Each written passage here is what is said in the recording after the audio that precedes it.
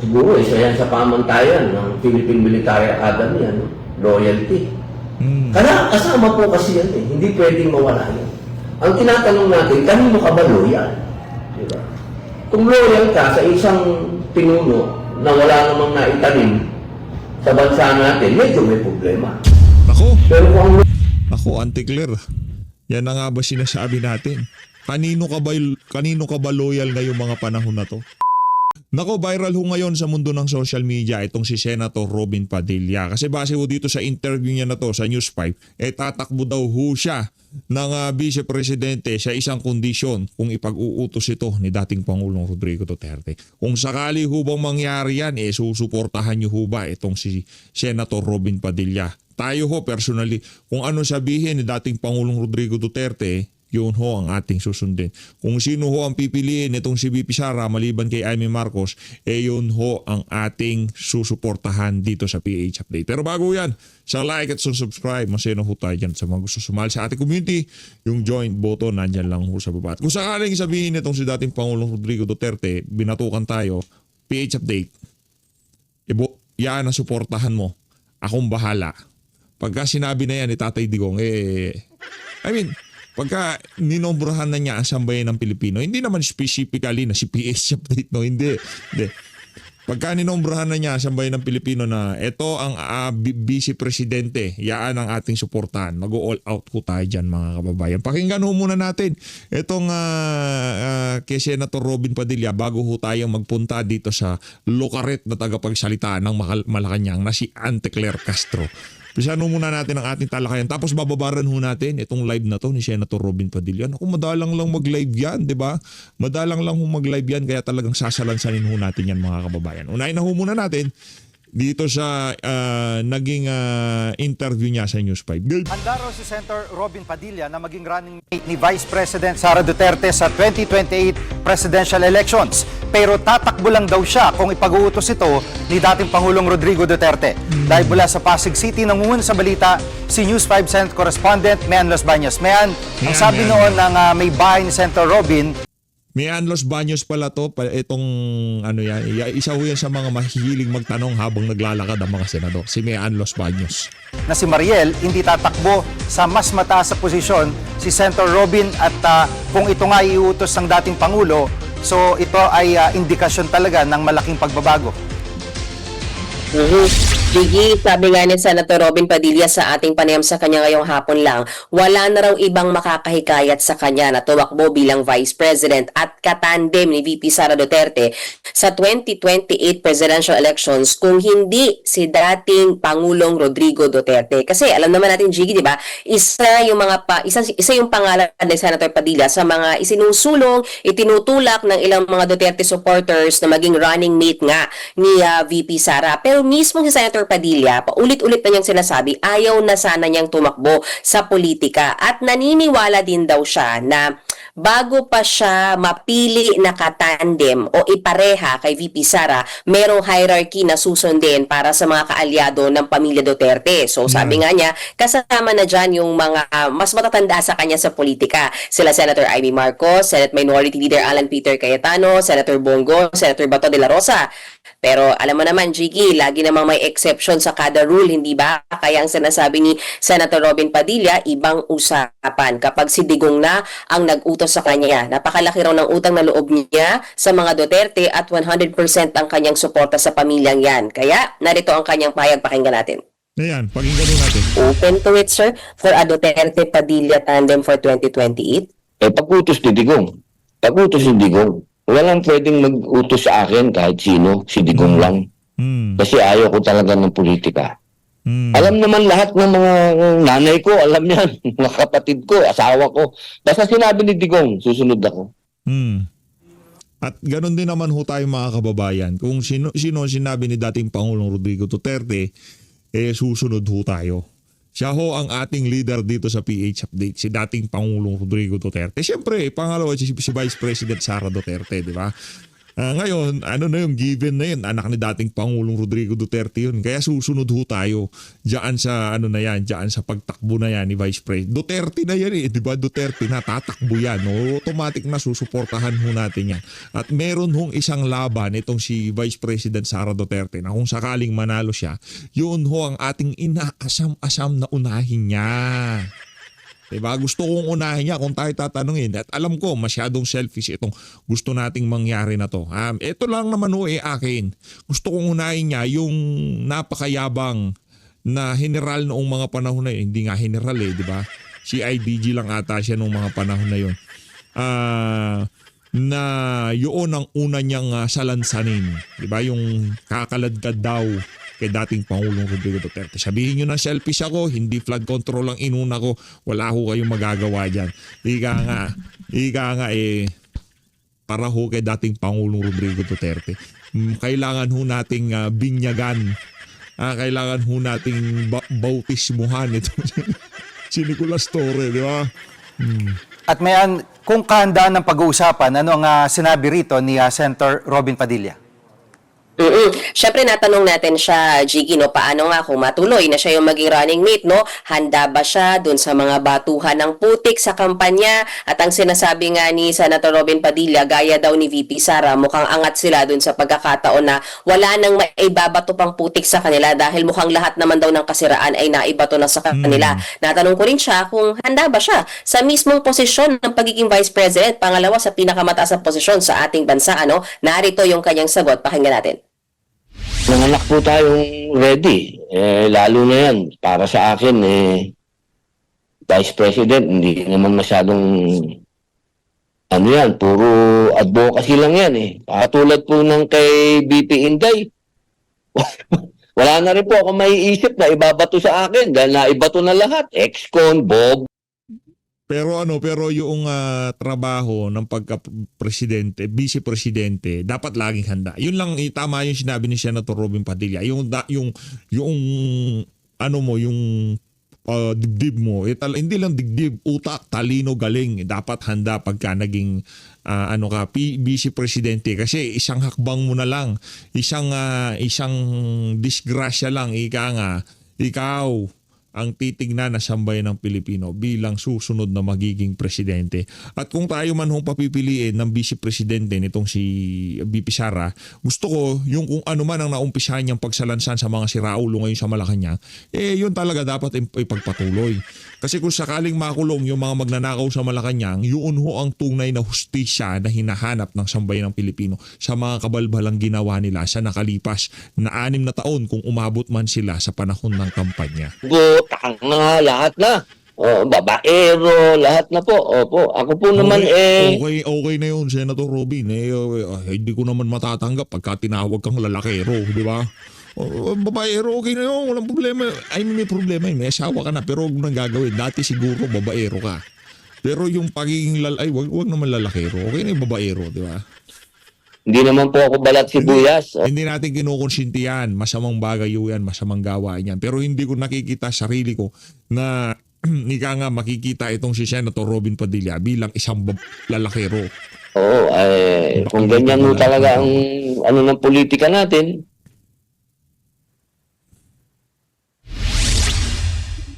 Jiggy, sabi pa ni Senator Padilla, kung hindi naman siya kukuning running mate ni VP Sara, okay na okay pa rin daw sa kanya dahil aktibo siyang mangangampanya, 100% daw niyang ikakampanya si VP Sara at kung sino man yung kanyang magiging katandem at willing nga daw siya, Jiggy, na maging campaign manager sa 2028 presidential elections ni VP Sara. Jiggy. At sa pagbabalik pagka itong si Senator Robin Padilla ang naging campaign manager, hindi pwede yung pasigaw-sigaw na android dito kay Senator Robin Padilla. Wonderful tonight ang ihahaid sa atin itong mama na to. Magpapakilig ng sandamukal na chicks ito sa entablado, di ba? ng Duterte sa pagiging presidente, anong pananaw dito ni Senator Padilla? Natanong ko siya dyan, Jiggy, kasi syempre halos katatapos lang nung 6 na taon, di ba, ni Digong na panunungkulan bilang Pangulo. So, ang tanong dyan natin at maging ng ilan sa ating mga kababayan, makakabuti ba sa ating bansa na isa na namang Duterte yung uupo ng 6 na taon sakaling manalo nga si VP Sara? At ang sagot nga dyan ni Senator Padilla, bakit hindi? Napagbigyan nga daw yung mga Aquino at mga Marcos ng 2 pagkakataon, bakit daw hindi yung mga Duterte? Narito ang bahagi ng pahayag ni Senator Padilla. Pakinggan ulit natin, Jiggy.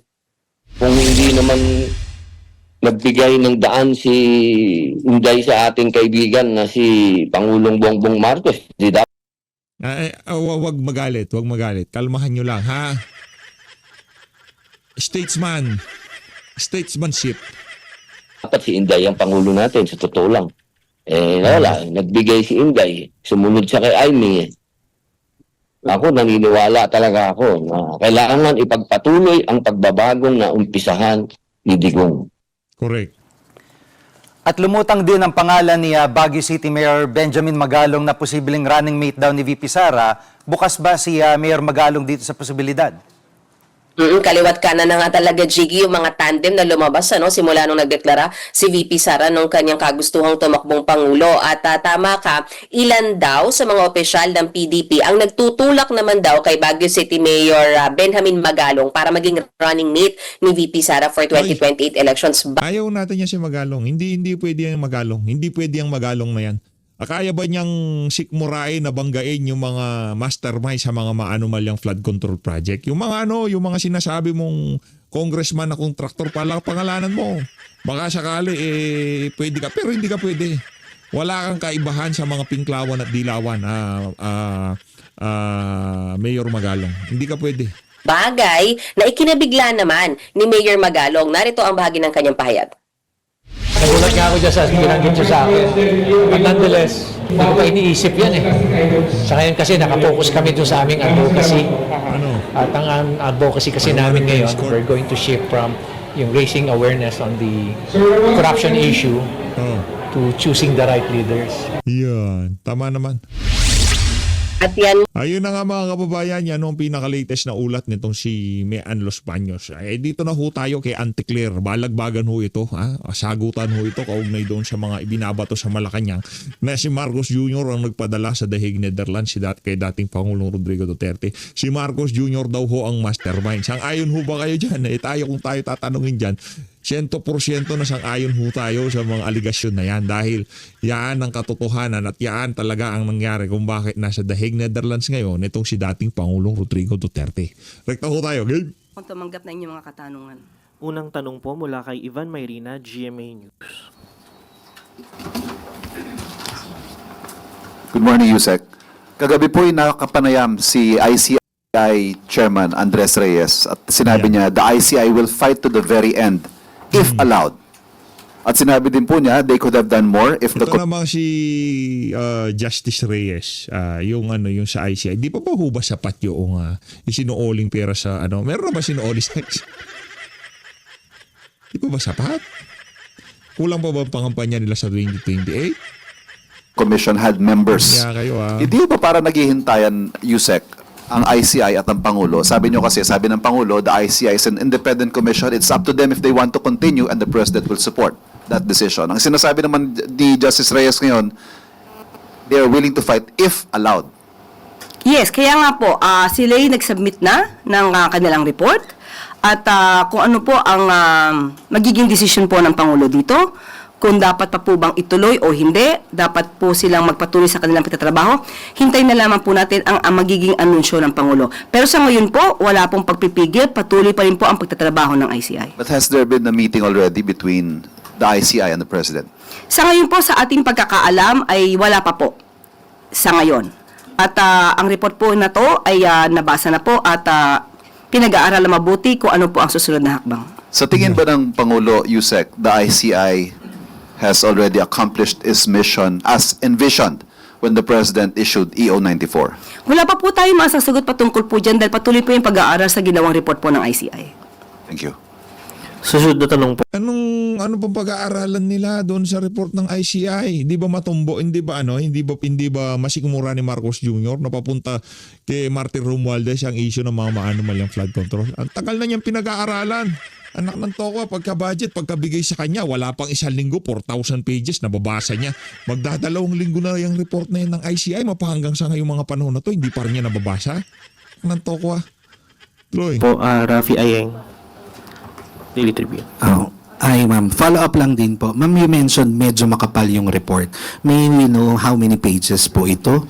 And bago po ba ang SONA ng Pangulo this coming SONA niya, matatapos na po o makakapagbigay po ng report ang palasyo?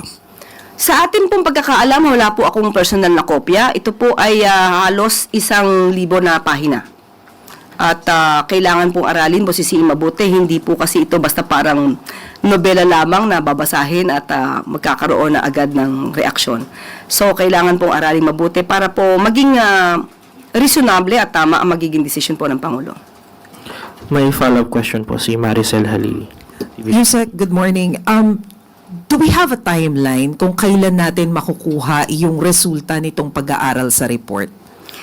Malamang po dito, itong buwan po ng Pebrero ay malalaman na po natin sa ating pagkakaalam. Pero hindi ko sinasabi na ito na mismo po ang magiging hudyat. Hindi, para mas maganda, bigyan nyo ng kopya yung mga taga-media kaugnay dyan sa report na yan ng ICI para mabasa din naman namin. Hindi lang si Marcos Jr. tulungan namin siya magbasa. Kung yung 4,000 pages, napakabilis niyang binasa. Dito kaya niya. Ano magiging desisyon ng Pangulo? Sa akin lamang po pagkakaalam, most probably by February meron na po. And ano po yung aasahan natin na pwedeng ibahagi ngayong buwan ng Pebrero? Especially marami rin po kasi yung naghihintay ng resulta kagaya po kung ano nang nangyari kay Zaldico. Wala pa po ako sa ngayon na mabibigay sa inyo dahil hindi pa rin po ibinibigay sa akin kung ano ang resulta ng pag-aaral na ito. Kapag ka po meron na, ako rin po naman na mag-a-announce sa inyo. Sorry. Ayun po, si Ivan may... Sorry, purso ko lang yung point na dun sa hindi pa pala nagmi-meeting. Hindi mo ba nagpapakita ito na this is not urgent as far as the President is concerned? Kasi he could have easily called for a meeting between him and the Justice Reyes para mas madaling madesisyonan kung ano man yung kailangan desisyonan if the ICI should continue or should cease operations. Wala naman po kasi nagiging gap sa pagtatrabaho. Patuloy pa rin po yung tatrabaho ang ICI. Nakapagbigay nga po sila ng report at nagkatatrabaho din po. Ayon din po sa Ombudsman. Sila din po yung papatuloy sa kanilang pag-iimbestiga. Tandaan po natin, marami na po kasi naisumite ang ICI sa Ombudsman at sa DOJ. So yun po nga ang dapat nating hintayin kung ano po ang magiging resulta kung may maisa sa papang mga kaso. Justice Reyes himself said that they could have done more if the commission had members. Yan po siguro ang nilalaman ng kanilang report at yan po ang pag-aaralan ng Pangulo. Naku, parang nabasa mo na yung report. Bahaginan mo naman kami ng iilang mga punto de vista doon sa report ng ICI. Anak ng toko, marami daw magagawa kung meron siyang mga membro. Ba't di ka magtalaga? Independent ka naman, di ba? Ikaw ang pinuno ng ICI. Bakit hinihintay mo ba kumpas si Marcos Jr.? Magtalaga ka ng bagong presidente lang makakapagtalaga ng bagong member. Ibig sabihin, hindi independent. Anak ng toko, naglulukuhan talaga tayo dito. Anti-clear. Walang nga talaga kayo, ha? Okay po, next question, Alvin Baltasar, Radyo Pilipinas. Alvin Baltasar tayo. Yusek, good morning. Yusek, yung anti-dynasty bill, maisasama na ba ito sa SONA ni Pangulo Marcos? Since meron na rin statement ng mga taga-kongreso na minamadali na rin nila yung anti-dynasty bill to become a law. Maganda pong sinyales yan kung kanila po ito minamadali dahil yan din po ang nais ng Pangulo. Sa ating pong huling meeting, yung LEDAC po ay nasabi po nila na sila po ay nagsasagawa ng public consultation. So hintayin po natin kung gaano po magiging kabilis ang pagtatrabaho po ng ating Kongreso at para maisumiti nila ang binalangkas na bill para sa Pangulo at para maaral po ito.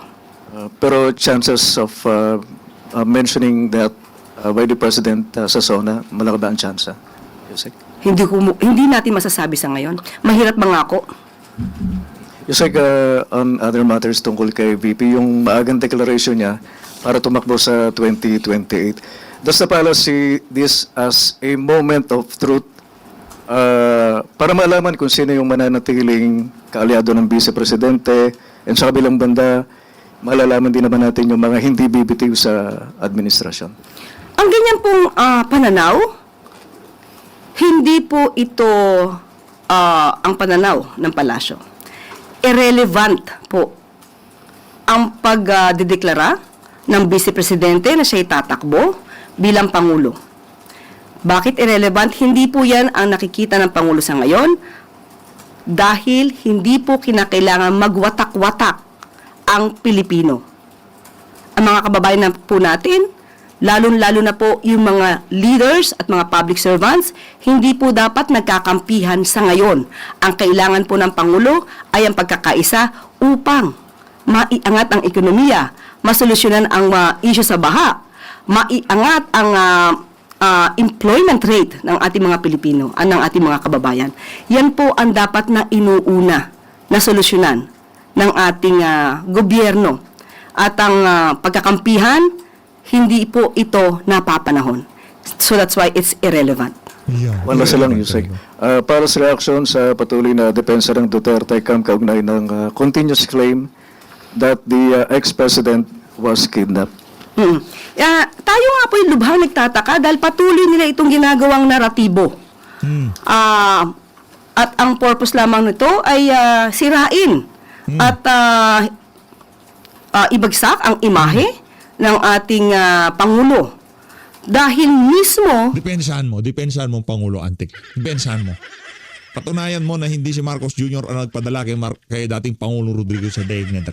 Depensahan mo siya. Si dating Pangulong Duterte ang nagsabi na siya ay willing magpa-aresto kapag nandiyan ang warrant of arrest. At ito nga po ay aking nakita sa isang news kung saan Philippines Duterte says he will accept arrest if ICC issues warrant. Ito ay may date na March 10, 2025 at itong salaysay na ito ay nakuha pa nung siya. Kulang na naman ang konteksto. Yan ang sinasabi ko sa iyo eh. Kaya wala nang naniniwala sa iyo, Auntie Claire. Kulang na naman ang konteksto. Basta legal. Kasi alam niya, hindi magiging legal ang warrant of arrest na yan kahit anong gawin nila. Kaya malakas sa loob niya. Hindi maipapadala si dating Pangulong Rodrigo Duterte sa The Hague, Netherlands kung sa paraang legal. Ang sinasabi dito, illegal yung pagpapadala sa kanya sa The Hague, Netherlands, kaya nagsasalita siya ngayong mga panahon na to. Diba? Kaya maraming nagsasabi na ang amo mong bangag, ang hirap talaga mga kababayan. Paano na lang kung dinesisyon na ni Marcos Jr. yung mga pagpapadala kay Tatay Digong sa The Hague, Netherlands nung medyo malakas ang tama sa kanya ng pulburon, di ba? Nakakatakot itong presidente na to. Ay nasa Hong Kong. So alam niya na magkakaroon ng pagsisilbi ng warrant of arrest. At ito pa ang sinabi niya, and I quote, assuming it's, referring to warrant, assuming it's true, why did I do it? For myself? For my family? For you and your children? And for our nation? If it is truly my fate in life, it's okay. I will accept it. They can arrest me, imprison me. He was not scared of the ICC and told it to hurry up on its investigation. So, investigation. Yun ang sinabi niya, investigation. Malinaw ho mga kababayan na ang salansa nitong si dating Pangulong Rodrigo Duterte pag idadaan sa prosesong legal. Kaso hindi ho dinaan sa prosesong legal. Kaya doon ho tayo nagkaproblema. Papaano nilang masasabing may kidnapping kung mismo ang dating Pangulong Duterte ay handang magpaaresto kapag ang warrant of arrest ng ICC ay nandyan na? Salamat po, Yusek. Susunod pong magtatanong, Ivy Reyes, Bilyonaryo. Hi, Yusek. Good morning. Political scientist Antonio Contreras said that if the elections were held today, a Leni presidency endorsed by PBBM could defeat Vice President Sara Duterte. Any reaction from the Palace po? And is there anything on the table yet? So ang lumalabas sa opinion ni Professor Antonio Contreras ay ex or former VP Leni versus VP Sara. So ang lumalabas ay aksyon versus bakasyon. nagtatrabaho versus hindi nagtatrabaho, pro-Philippines versus not pro any country, Yan. suhestyon na igagalang, patawad, pero hindi napapanahon. Yan. And may reaction po ba ang palasyo sa opinion ni Prof. Contreras na the Dutertes are in panic mode? That's why the Vice President made an early announcement to run for 2028. Kung ganyan po ang pananaw ng isang political analyst kagaya po ni Professor Antonio Contreras, yan po ay igagalang natin na opinion. Pero sa pananaw po ng Pangulo, katulad ng ating sinabi kanina, kung ano man ang dahilan ng Vice Presidente sa kanyang pag-aanunsyo, it doesn't matter. It doesn't matter at all sa ngayon. Dahil hindi po yan ang focus ng Pangulo. Ang focus ng Pangulo, magtrabaho, hindi para mangampanya at i-promote lamang ang sarili para sa susunod na eleksyon. Susunod pong magtatanong, Heidi Sampang, FEBC. Good morning, Yusek. Other matters lang po. May movement na naman po sa presyo ng mga produktong petrolyo, possibly next week. Kung sakali po, Punta na ho tayo kay Senator Robin Padilla. Wala na hong matinong sasabihin itong lukarit na to. Kaya magbigay na ho tayo ng daan dito sa napakahabang live na to nitong si Senator Robin. Panoorin natin ito mga kabayan. At mahina naman ang audio nitong si Senator Robin, oh. Nandalang lang na lang nating reaction to eh. Lakasan natin. Yan. At yung kanina pong nag-putback sa amin, dito sa aming masjid, ay napakagaling po ang kanyang mga sermon patungkol po sa pagsasagawa ng Ramadan. Yan. Tandaan po natin mga kapatid, ang sagot. Kasi ako, nagsasalita ako, galing ho sa puso ko. Hindi naman ako kailanman na magpakikipagbulahan sa inyo. Kaya nga, laba ko ng mga sisi. Kasi hindi ako marunong magbola. I speak from my heart. Okay. Okay. Magandang gabi, Senator. Medyo mga hard questions po ito. Senator, Oo. Mga hard questions to, sir. Pero we'll just be candid and blunt about everything. Una-una, sir, napanood ko yung interview niyo kanina. Actually, marami na lumabas sa social media na mga kritiko, mga bashers. Una-una dito yung sinasabi na yung binanggit niyo na basta sinabi ni Digong, susunod ako.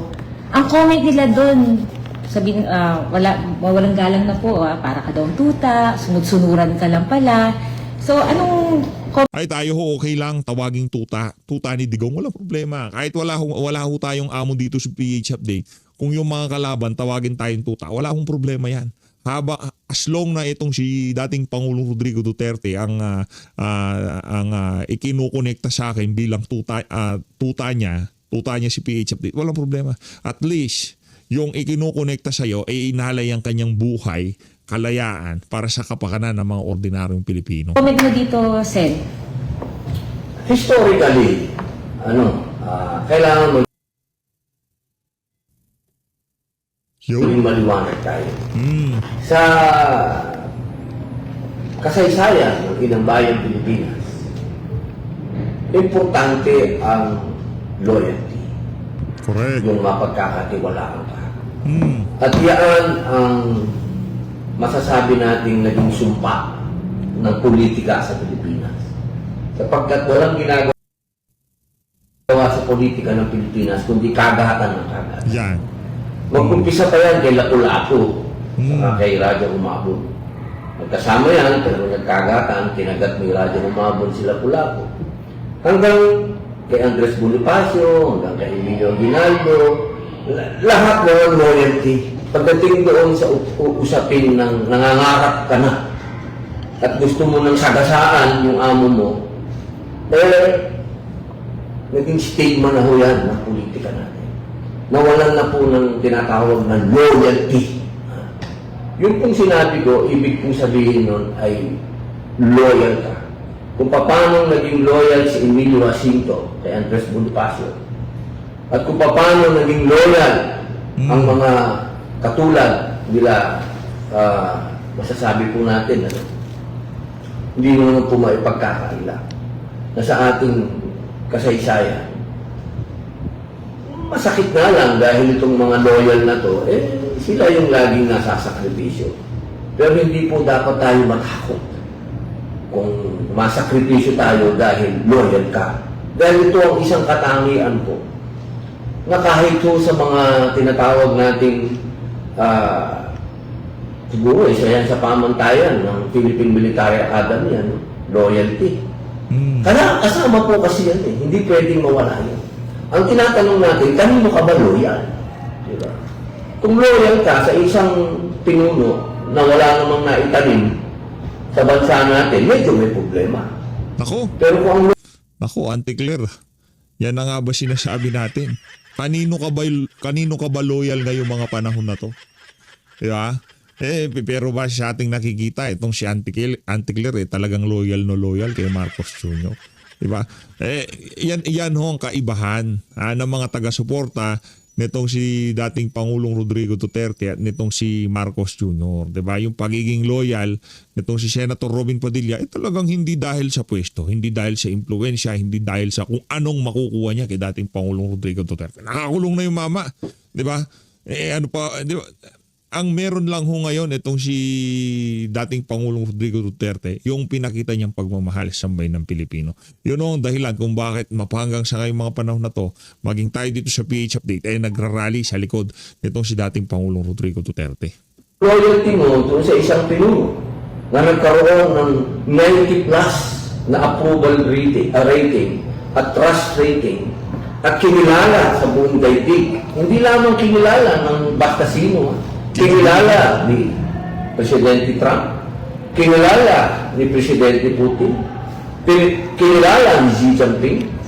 Ito po yung mga leader na nakasama ni Pangulong Rodrigo Duterte sa mga international magazine, sa mga international news. At alam naman po natin na yung brand na kapag sinabi mong Duterte, hindi po ito tao. Ito ay ideology. Correct. Pag sinabi po natin ideology, ito po yung tao na meron talagang pagbabago na dinala sa bansa natin at naramdaman natin lahat. Tama. Yung nakaraan po na eleksyon, sa mga taga-gobyerno na po na bumoto, isipin ninyo, solid ang bumoto sa Duterte. Ngayon po ay isang bagay na dapat natin pag-isipan lahat. Bakit yung mga taga-gobyerno loyal hanggang ngayon kay Pangulong Rodrigo Duterte? Hindi na po ako nagsabi niya. Ngayon, kung tatanungin niyo po ako, kung hanggang saan ba yung loyalty na yun, hindi ko isasakripisyo kung anong interest ng bayan. Siyempre, ako po ang loyalty ko nandun sa leader ko. Pero ako yung mag-take ng oath sa bayan, iba mo yun. Magkaiba po yan, tatandaan po ninyo. Ang loyalty natin kapag ikay public servant na, paliwanagan mo yan si Auntie Claire, Senator Robin Padilla.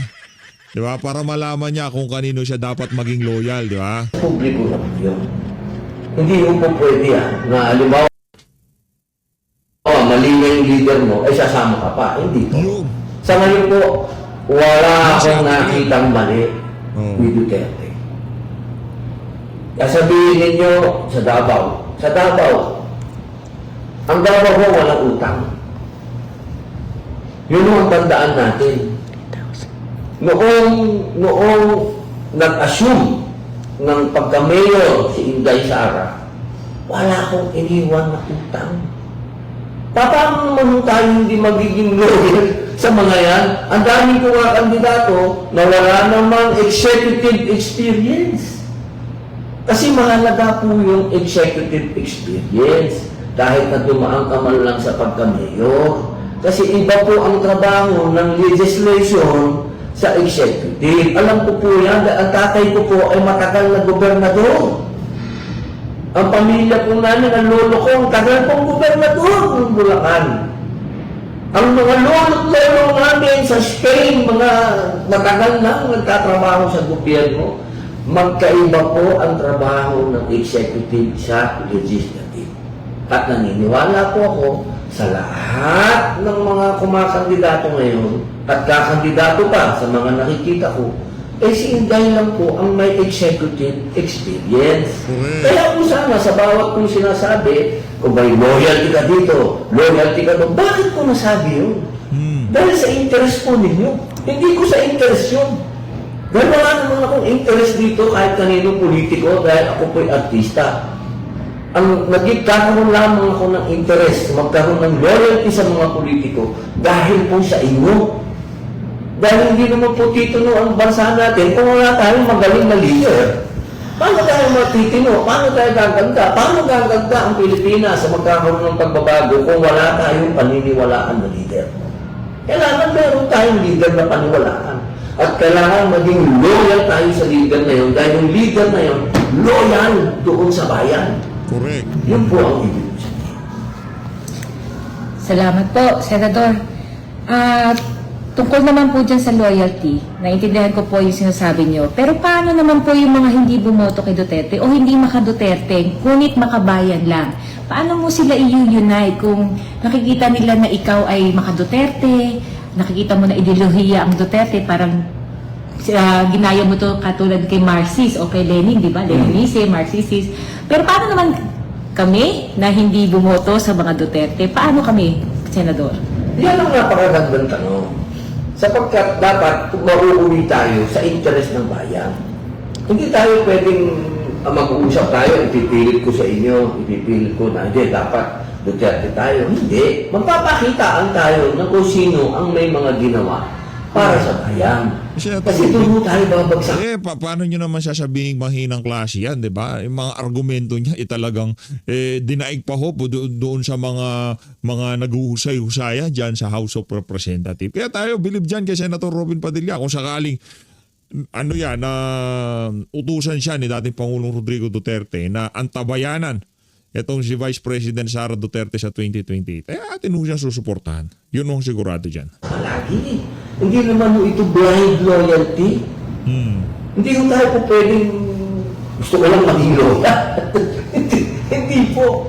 Meron pong dahilan kung bakit tayo naging loyal dyan. At yung po yung nagawa mo sa bayan. Pwede naman po tayong maglistahan eh. Di ba? Pwede natin tingnan lahat kung ano sa loob ng 6 na taon ni Digong. Ano po ba yung nagawa niya? Meron po ba sa usapin na lang po ng mga adik eh. Sige nga, tingnan nga natin. Kung panahon ni Digong, hindi pa sa nauupo, ang dami na pong sumurrender. Ang dami na pong nagbagong buhay. Alam nyo, yung mga pinupukul sa kanya ng mga EJK na yan, karapatan po nila yan na maipukul sa kanila. Pero ako po, bilang galing sa bilibid, pag nakasama natin yung mga taong alam natin ng mga pusakan na kriminal, alam mo natin talaga ang underworld. Ganyan po talaga ang kalakaran. Naalala ko po nung minsan na nandun si Digong sa Senate, nagkaroon kami ng guest doon, ng resource speaker. Sinabi mismo ng babae na nung panahon na naging biktima ng EJK, ang kanyang asawa, naglilinis ang sindikato. Hindi po ibig sabihin na EJK na yun, government sponsor o ganawa ng mga law enforcement. Hindi po. Kalakaran na po yan ng mga sindikato na kapag mayroong bagong administrasyon, kaya yung mga pulis o yung kung sino man ng mga uniformadong nasa loob ng pagiging gangster, talagang lilinisin nila yung hanay nila, yung mga asset nila para walang magtuturo sa kanila na sila yung mga patong. Ayan mo'y matagal ng kalakaran. At kung pag-uusapan naman mo natin, kung sino yung humarap sa matinding pagsubok, yung panahon ng pandemic, nakita naman mo natin. Kahit ano pang ipukul na ginawa ni Digong to, na ginawa ito ng mga kasama ni Digong, isa lang ang makatotohanan, buhay tayong lahat. At tayong lahat ay maayos na nakatawid sa pandemic. Yun naman mo yung lagi natin pupuntahan dapat Ano ba yung naging resulta? Tayo bang ang Pilipinas ba yung nagkabali-baliktad? Hindi naman po. Naging maayos naman po tayo. Ang sinasabi nila nagkabaon-baon tayo sa utang. Sino ba ang hindi nabaon sa utang? Yung panahon na yan, talagang yung mga bayan ho, ng mga bansa na merong tinatawag na yung pera na kanilang surplus money, Meron po silang ginagalaw, tulad ng Japan, yung mga European, meron po silang sobrang pera talaga. Ay, Pilipinas, wala naman po tayong surplus money. Dapat po natin matandaan, ano? Ang ating ekonomiya ay laging nakasalalay sa pag-uutang natin. Wala po tayong tunay na ekonomiya. Huwag po tayong maniwala doon. Tayo po'y nabubuhay sa pangungutang. At kung wala po tayong mga OFW na patuloy na nagpapadala ho sa atin ng $35 billion every year. Alam ko po yan. Hindi po po pwedeng bulahin dyan. Ang tagal ko po sa remittance service. Ang tagal ko po umiikot sa buong daigdig. Alam ko po yung sinasabi ko. At matagal ko na po yung sinasabi yan. Noon pa. Na kung walang OFW, wala naman po tayong export. Anong export natin? Tao! Ang export po natin. Gusto nyo, mas mahaba pang explanation. Hello sa 3,500. Sa lahat po ng nanonood, mabuhay po. Isang magandang gabi po sa inyo. At ako po ay nagkataon lamang po na meron po tayong mga bisita na gusto po nilang magtanong sa akin. Ako naman po'y handang sumagot dahil nabitin po sila doon sa talakayan namin ng Senate Media. Next, pwede pa ba magtanong? Opo. Hanggang mamaya po tayo. Yung tungkol po, napanood ko rin po yung sinabi nyo regarding dun sa probable na impeachment ni VP Sara na magboboto kayo kagad ng di ba? Hindi ba masasabi to na pinangungunahan nyo na kagad na hindi nyo pa nakikita yung mga ebidensya na ibibigay ng prosecutor, meron na kayong sagot? Alam niyo, meron mo kasi tayong dapat sinusunod na alituntunin. Alam niyo, yan ang impeachment. Totoo po yan, nakapangyarihan po yan ng legislation. Lalo ng, siyempre, yan mo nasa konstitusyon. Pero, sabi nga mo nila, ito'y dapat maliwanag po, ano? Ang pwede lamang, ito lang, ang pwede lamang mag-interpret, nasa konstitusyon po ito, ng batas at ng saligang batas, ay ang Supreme Court. Daan po natin yan, mga kababayan. Hindi po ibig sabihin na kami po ay nagpapasaklaw sa Supreme Court. Kundi yan po ang sinasabi ng konstitusyon. Ano po ba ang sinabi ng Supreme Court? Malinaw naman po. Walang due process ang nangyari doon sa unang impeachment. At yan po, kung mapapanood po ninyo ko at kung binibigyan niyo po sana ng pagkakataon, yung aking mga speech na mapanood po nyo sa Senate, yan po ang aking speech ng talumpati. Hindi pwede itong matuloy dahil walang due process na nangyari. At yan po ang sinabi ng Supreme Court. Walang due process. Ngayon po ang Supreme Court nagbigay ng guidelines kung paano mag-file ng impeachment. Yan pong mga guidelines na yan, marami opinion. May opinion ng congressman, may opinion ng mga senador, na ganito ang sinasabi nila, mali. May mga dati ding mga justice na nagsasabi, mali ang sinabi ng Supreme Court. Babalik na naman po tayo sa konstitusyon. Ano po yung sinabi ng konstitusyon? Ang pwede lamang mag-interpret ng saligang batas ay ang Supreme Court. Kaya ano man ang sabihin ng kahit na sino, huwag nyo na hong masyadong namnamin. Tanggapin lang ninyo, parang ako. Kahit na pangit o maganda, tanggap lang, pero babalik tayo kung ano yung sinasabi ng saligang batas. Ano ba yun? Ano yung sinabi ng Supreme Court? Ngayon, kung sumunod yung bagong impeachment doon sa guidelines ng Supreme Court, bakit naman po tayo hindi natin pakikinggan yan? Ngayon po, siyempre, bilang nanggaling po tayo sa unang impeachment na sinabi ng Supreme Court na unconstitutional, doon lang po ako nanggagaling. Hindi ko pa naman po nakikita itong panibagong Pinay nila. Ang nababalitaan ko lang, parehas din ang laman. Yun din laman din ang pinag-uusapan tungkol sa confidential fund ng ating pangalawang Pangulo. COA na po ang nagsabi. Ang linaw, sinabi ng COA, walang sabit si VP. At kung yung argumento naman nila na tungkol doon kay Piatos, gusto niyo, pwede po ba natin gamitin naman minsan yung common sense. Alam niyo, pagka pinahaba natin ang usapan, nagmumukha po tayong iingot lahat. Yan. Ibig pong sabihin ng confidential, itatago natin ito. Di ba?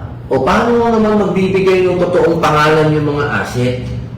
Kung itong bagay na ito ay itatago natin, confidential. Sino naman mo ang asset na magbibigay ng pangalan niya sa bagay na dapat ay tinatago natin? Di ba ho? Disney yun naman. Oo. Yun ba ho? Mahirap intindihin yun? At confidential fund. Kung gusto natin imbestigahan yan, bakit naman si BP lang? Kung talagang may issue dyan, imbestigahan natin lahat. Huwag tayong maging masyadong, ang nangyayari, ginagawa natin political eh. Alam nyo, pagka gusto natin maging political, dapat wala tayong paboritong. Dapat lahat. Di ba? Kung gusto natin maging political, lahat. Imbestigahan natin kahit sino pa yan na may confidential fund. Isa pa na binabato sa iyo, Senator, para mapag-usapan na rin at maging klaro na rin, yung pagiging pro-China mo daw. Yan, pro-China. Pwede bang ito medyo, tapos alam nila na ikayo po ay reservist, nasa army, tapos ang binabato nila yung pro-China. Ano po bang... Napaka-imposible niya. Okay, ako, pwede ganun mo yung kanan. Yan. Ngayon po, nasa loob po kayo ng katipunan. Ito pong kung nasaan po ay sinasagawa ang masasabi natin na talakayan nito. Ito po ang kwarto ng katipunan. Makikita niyo po dito ang mga larawan ni Jose Rizal, Andres Bonifacio, Emilio Jacinto, Apolinario Mabini. Ito pong mga taong ito, pro-Philippines, pro-Pilipinas, pro-Tagalog Republic. Tayo po, pagka sinasabi nila na pro-China, nakakatawa po yun. Yun na po ang pinanakakatawa sa lahat. Dahil alam niyo po, dito sa bayan natin, dapat meron po tayong sense. Okay? Kapag hindi po natin ginamit ang ating sentido común, kapag tayo po ay naging masyadong matatawag natin masyado kang makaligal na usapin, nagiging nawawala ho yung sentido común. Kapag puro libro ang ating binuksan, nawawala ang common sense. Ano po ba yung common sense na sinasabi natin? Sa kasaysayan po ng ating bayan, magmula pa noon, kasama na po natin ang bansang China sa trade. Wala pa po dito ang mga Espanyol, meron na po tayong trade relationship sa China, sa India, sa Indo-China, hanggang umabot na po yan ng Ottoman Empire. Ano pong gusto natin sabihin? Ekonomiya ang ating relasyon sa China. Hindi po kailanman tayo nagkaroon ng military na problema o suliranin sa China. Tayo po sa panahon ngayon sa ASEAN ang nag-iisa na masasabi natin nagkakaroon ng hindi pagkakaintindihan sa China. Isang bagay po yan na naguguluhan sa atin ng buong ASEAN. Bakit kayo ganyan? Alam ninyo, doon tayo sa totoo. Kailangan natin ng mga trabaho. Kailangan natin ng mga negosyo. Totoo, kailangan natin palakasin ang militar. Dahil ang mga pangulo na natin, katulad ni Pangulong Benigno Aquino Jr., noong panahon ni Digong, sila mismo ang nagsasabi na mahina ang ating sandatahang lakas. Kailangan natin palakasin. Dapat lang. Dahil yun ang kailangan ng isang bansa. Hindi po pwede, kahit kung panahon ng mga araw, ang pinalalakas ng mga sultanate natin, yung army nila. Kasi ang malakas na army, ibig sabihin, hindi ka pwedeng apihin. At hindi talaga dapat tayo nag-aapi, nang-aapi. At hindi rin tayo magpapaapi. Dapat lang palakasin natin. Hindi po ibig sabihin na pag pinalalakas natin ang militar, gusto natin makipag-away. Hindi po totoo yun. Dahil yun po ay another form of offensa. The very best defense is offense. Yung napakagaling doon ni Senator Robin Padilla. Ayun na nga, dito na una tatapos ng ating reaction video. Maraming salamat sa pag-support sa page of Take. Alinat Pilipinas.